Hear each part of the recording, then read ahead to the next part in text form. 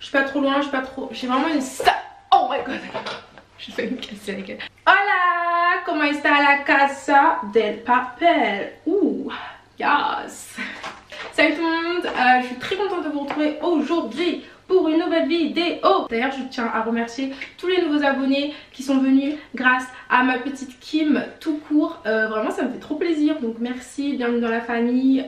Je suis une fille totalement cinglée, donc j'espère que vous ne vous désabonnerez pas. Voilà, bye, ok on commence.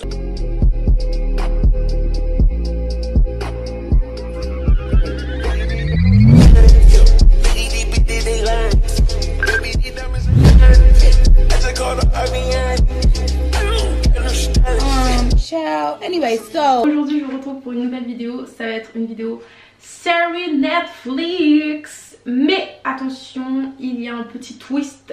Ce n'est pas des séries Netflix hyper méga connues et surtout ce ne sont pas des séries très longues. C'est-à-dire que les séries que je vais vous présenter aujourd'hui, c'est tout simplement des séries de maximum 3 saisons. Genre vraiment 3 saisons grand max. Quand je commence une série, je la commence soit en retard, soit je la binge. C'est-à-dire que je ne fais que regarder que ça pendant 24 heures, matin, midi, soir. Sauf qu'au bout d'un certain moment, j'en ai marre de cette série. Donc je vais vous donner un exemple. Je commence Game of Thrones.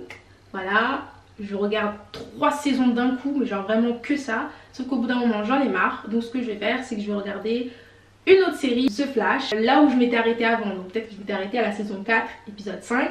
Je vais regarder ça.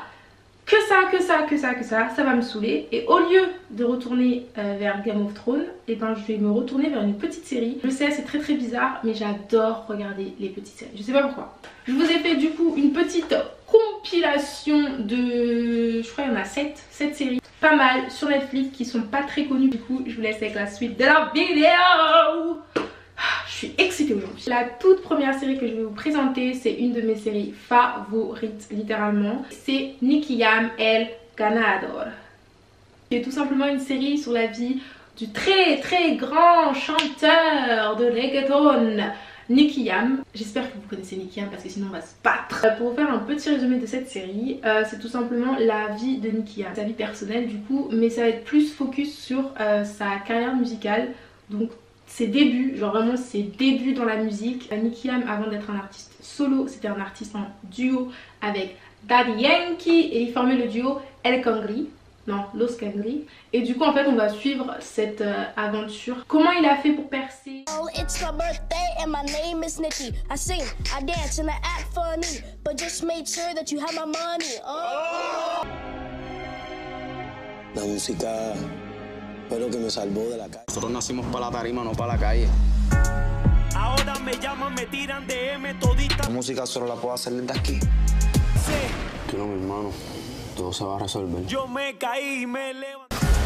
Mi historia volvió a empezar en Colombia. Me dieron Yo me caí. Tenemos que hacer ruido para que la gente sepa que estamos activados.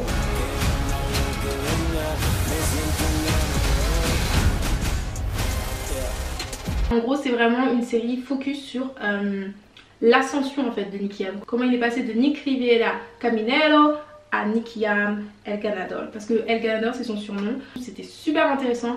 J'ai adoré cette série. Par contre il y a vraiment que des fesses. Genre vraiment il y a des scènes de fesses les gars, genre c'est chaud. Si j'ai un conseil à vous donner pour cette série, ça serait de la regarder en espagnol. Mettez des sous-titres si vous voulez, il n'y a pas de souci. Mais vraiment regardez-la en espagnol, genre version originale espagnole. Parce que je vous assure, mais je vous assure que c'est 10 fois mieux. Et surtout, mais vraiment surtout, les insultes. Surtout les insultes portoricaines, mais c'est un 10 sur 10. Vraiment, j'ai kiffé cette série, un 20 sur 20, un 10 sur 10 validé par la street. Du coup cette série elle compte une saison de 13 épisodes. Je suis pas sûre, il y a eu des doutes, je sais pas s'il y aura une deuxième saison. Quand tu regardes Nicky Jam maintenant tu dis purée, mais il mérite tout ce qu'il a maintenant, il le mérite de ouf parce que je vous assure que sa vie, ah c'était pas de l'eau. Voilà pour la première série. Next one. La deuxième série du coup dont je veux vous parler, c'est aussi une série on va dire sur le thème musical. C'est une série d'origine brésilienne qui s'appelle Sintonia. Je suis désolée pour mon accent portugais. Très courte, extrêmement courte. Une saison, 8 épisodes les gars. 8 épisodes, wesh. Je sais pas comment je vais réussir à vous la résumer, genre sans trop vous la spoiler, parce que vraiment 8 épisodes c'est super court. En gros, cette série elle se passe à Sao Paulo. On va suivre Donnie, Rita et Nandos. Nandos? Non, c'est un restaurant Nandos. Ça s'appelle comment? Nando. Du coup c'est 3 amis d'enfance qui chacun des personnages, donc ces 3 personnages vont représenter un emblème, un aspect phare du Brésil, enfin en plus des favelas. Rita elle va représenter la religion parce qu'on sait qu'au Brésil ils sont très religieux. Donnie il va représenter l'aspect funk. Pour ceux qui ne savent pas c'est quoi le funk, c'est la musique typique des favelas du Brésil. Et Nando il va représenter la délinquance, le gang gang gang. Favela City. Em segundo, toda a sua vida pode mudar. Ele me mostrou que tem plano grande pra você. Mas a gente tá fudido. Você não tá sozinho nessa. Esse bagulho é nós, mano. Nós 3. La soundtrack. Oh my god, je vous jure que c'est un 20 sur 20. À chaque épisode, vous allez bouger vos fesses. C'est obligé. Les sons, mais moi j'ai validé. J'en pouvais plus dans mon lit, j'étais en mode ouais, vas-y, ouais, vas-y. Ils ont fait un Tudum, mais un Tudum version funk brésilienne.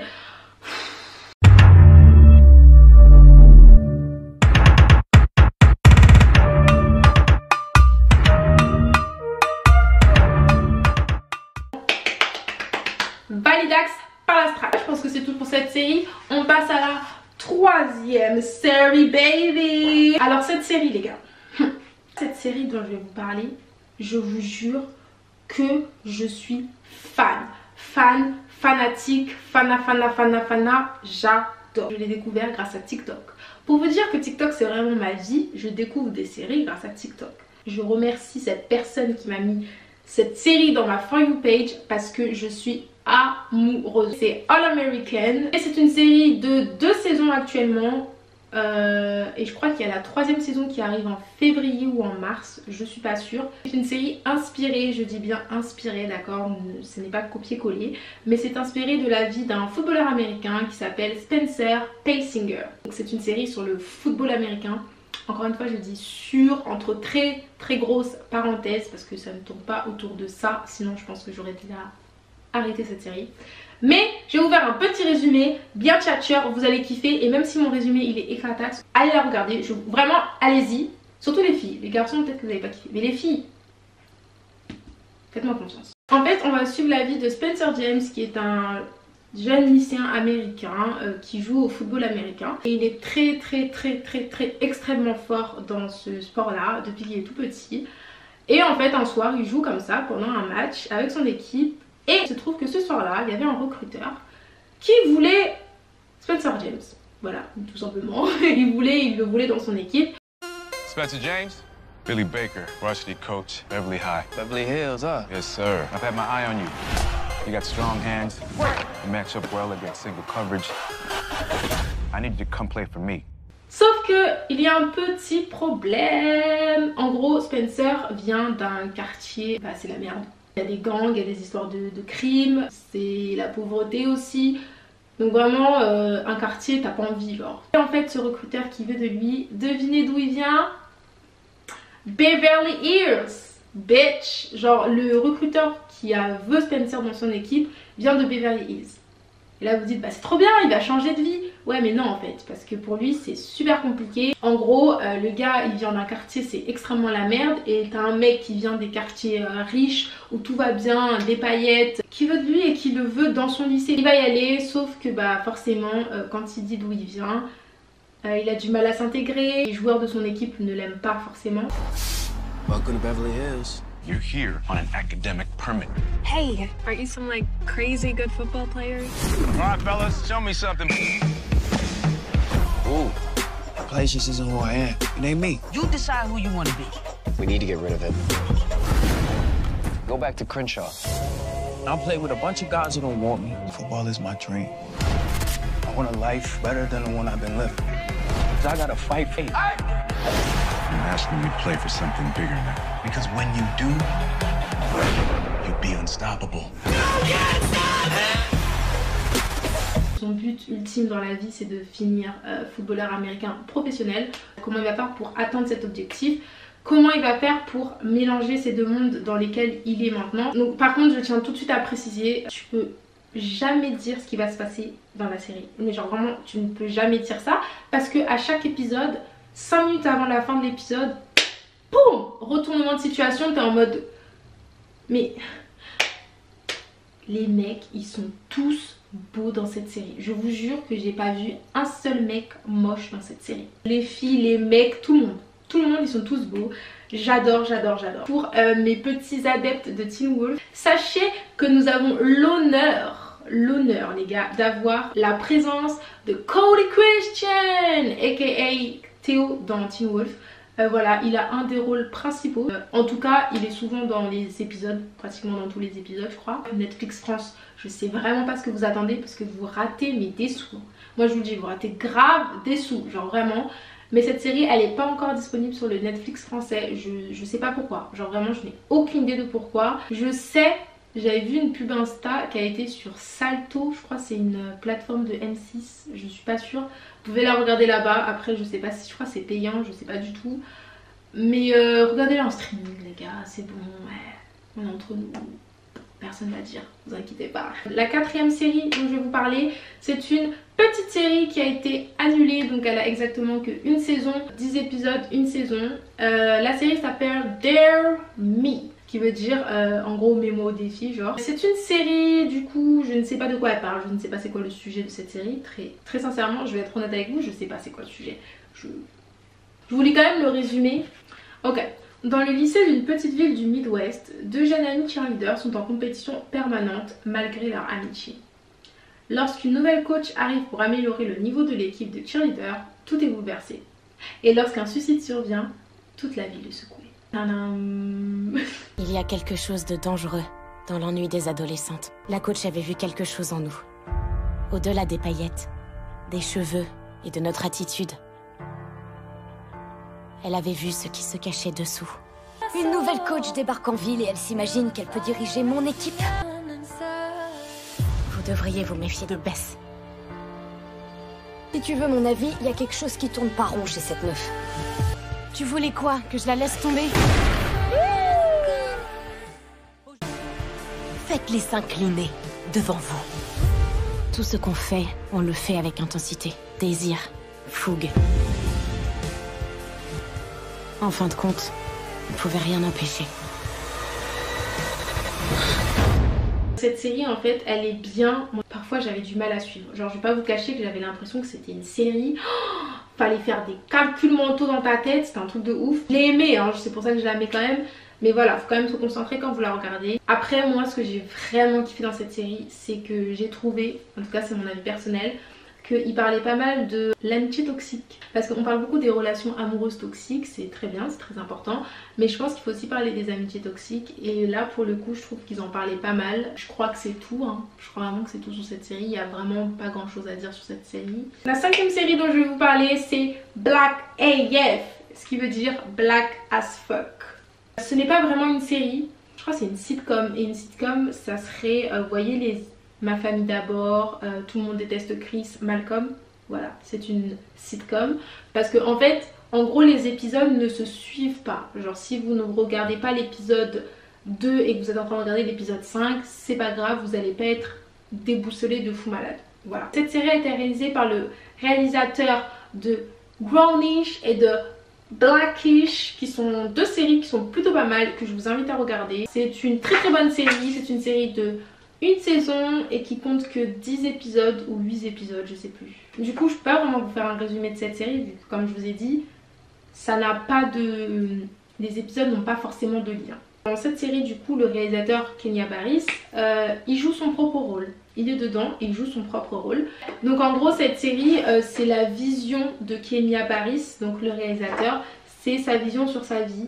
Qu'est-ce que ça fait d'être une nouvelle famille de riches? Comment tu fais quand t'es noir américain pour être et que t'es riche et que tu veux faire les choses bien? You think about my show, Blackish? It's fine. Blackest thing to tap into the hearts and minds of 55-year-old white women. So I'm making this documentary about my family. There's a lot of us. And these are our parents. Let's go. It's just a diaper, Mommy. You're such a bad mom. Begged him not to get it. Begged him. She said she begged me? Now, I swear to God, if you don't buy this shit, I will go somebody with this exact same car. Flip that. Mom, come on. You're the whitest person I know. Hey, at least if you're gonna shoot a gun, shoot it like that. Have you ever seen Boys in the Hood? Let's go. You're gonna get that smoke. So hip-hop, girl. Liddy. Liddy. You don't want that smoke. Blah, blah, blah. This will be a great place to play Count the Black People. That'll be a very short game. Incredibly short.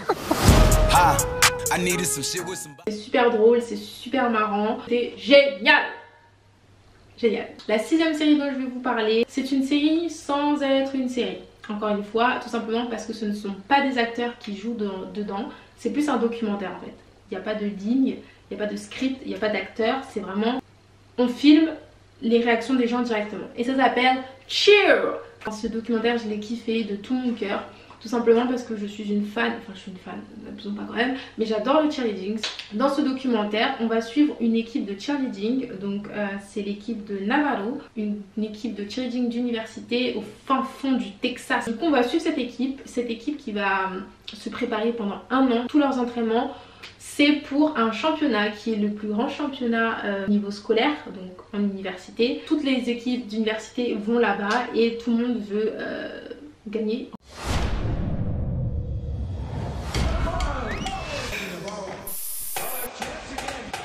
They've won the Grand Championship several times. They could beat anybody.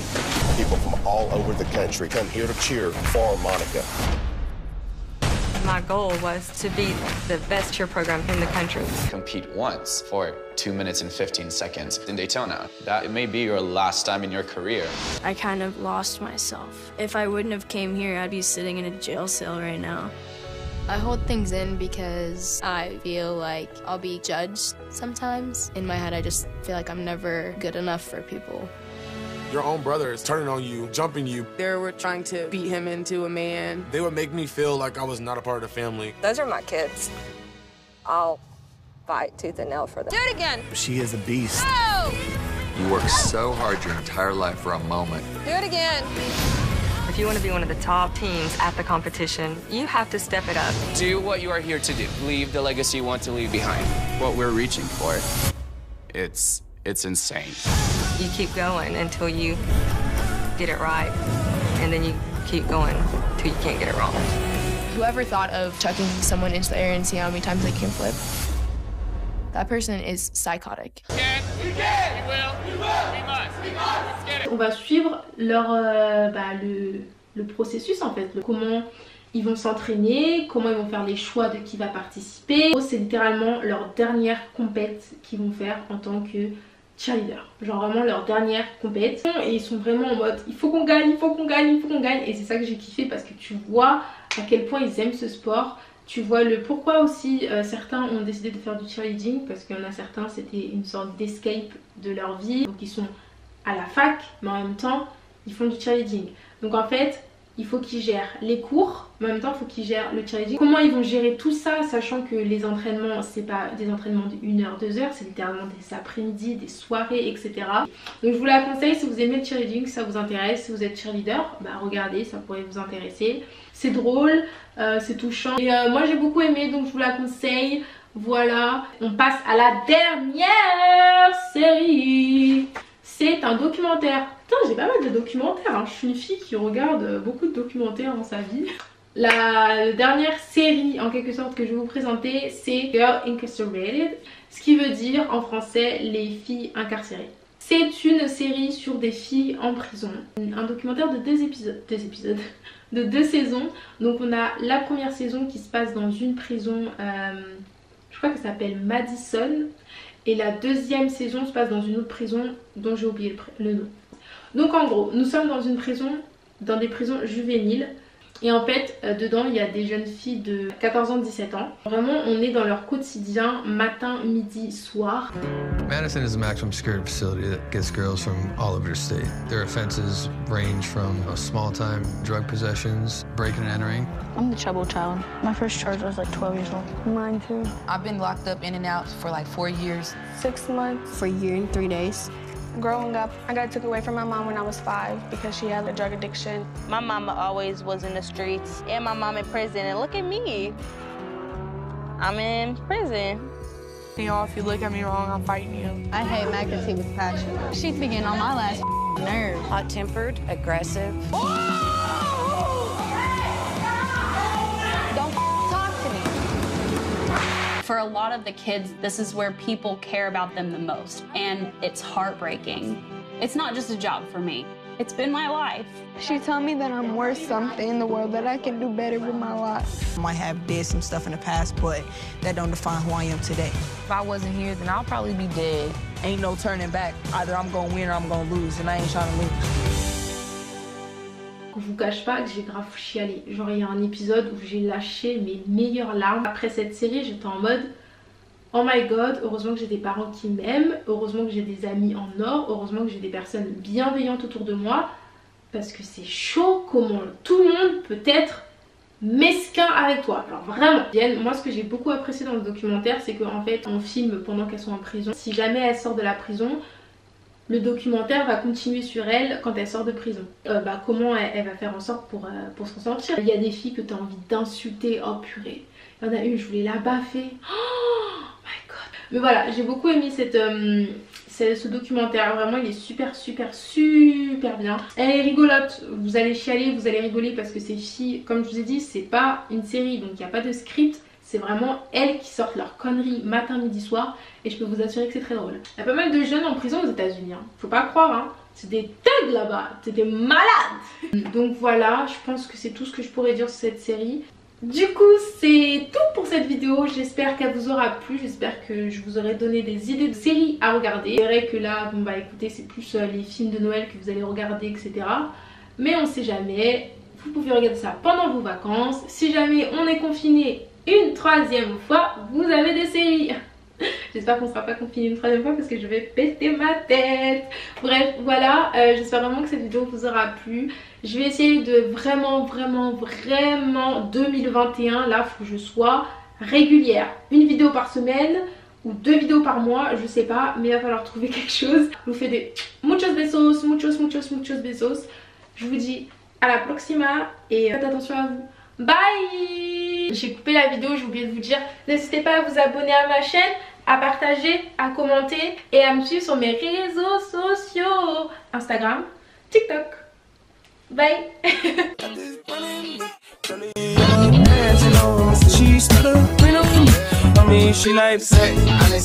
the kids. Dead end.